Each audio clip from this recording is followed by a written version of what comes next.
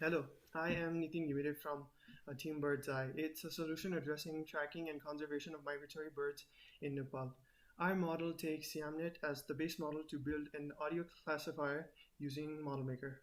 We start by taking the spec model of our base class, which will extract the information to learn about new classes. Going into depth, our data set consists of audio files from Zeno Canto, which we use via ModelMaker API to extract data from folder in required format for model spec.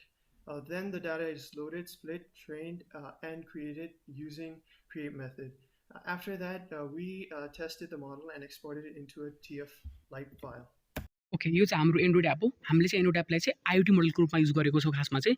अनि हाम्रो Android एपले चाहिँ माइक्रोफोनको हेल्पले चाहिँ like audio लिन्छ। Audio लिएलाई चाहिँ जस बर्डको audio लिएपछि चाहिँ त्यसलाई क्लासिफाई गरेर चाहिँ लाइक कुन खालको बर्ड चाहिँ एमएल मोडलको हेल्पले चाहिँ कुन खालको मोडल बर्ड हो भन्ने डिटेक्ट गरेर हामीलाई चाहिँ पठाउँछ।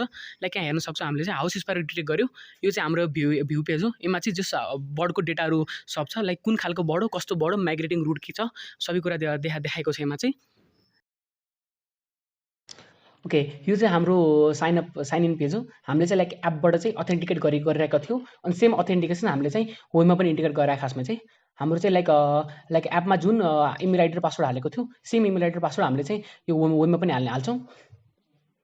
लाइक अब हाम्रो चाहिँ मेन ड्यासबोर्डमा जान्छौँ हामी चाहिँ।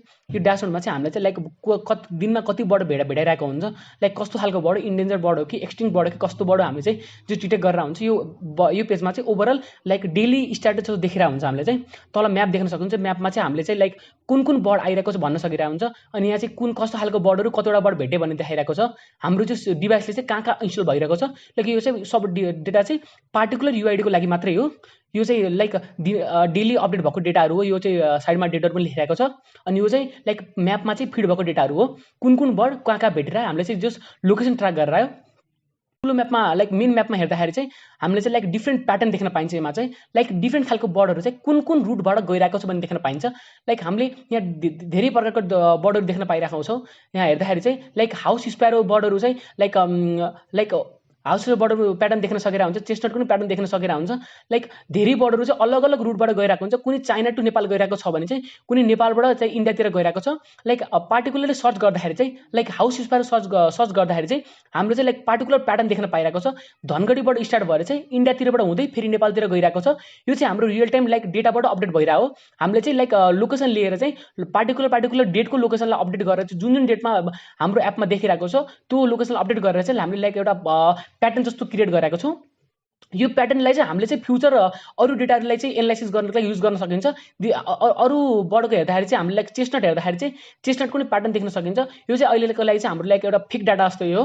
लाइक यो डेटाहरूलाई युज गरेर पछि चाहिँ हामीले लाइक फर्दर मसिन लर्निङ गर्न सकिरहेको हुन्छ। लाइक डिफ्रेन्ट बर्डरको डिफ्रेन्ट प्याटर्न छ। यो चाहिँ हाम्रो अजिरा स्पाइन टेल हो। लाइक यसको पनि प्याटर्न चाहिँ इन्डिया टु चाइना देखिरहेको छ।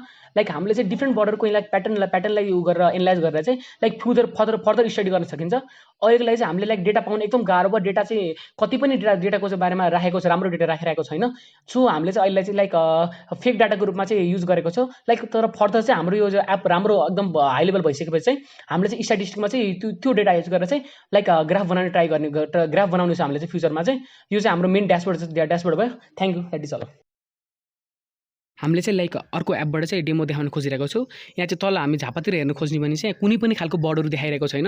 लाइक उतातिर हाम्रो मोबाइलबाट चाहिँ बर्ड डिटेक्ट गर्दाखेरि चाहिँ हामीले फेक जिपिएसको थ्रुबाट चाहिँ झापाको लोकेसन राखेको छौँ। उतातिर चाहिँ लाइक बर्ड डिटेक्ट गर्दा बित्तिकै चाहिँ यता हेर्न सक्नुहुन्छ। लाइक हाउस स्पाइरो डिटेक्ट गर्दा बित्तिकै चाहिँ उतातिर चाहिँ हाम्रो चाहिँ झापामा चाहिँ लोकेसन देखाइरहेको हुन्छ।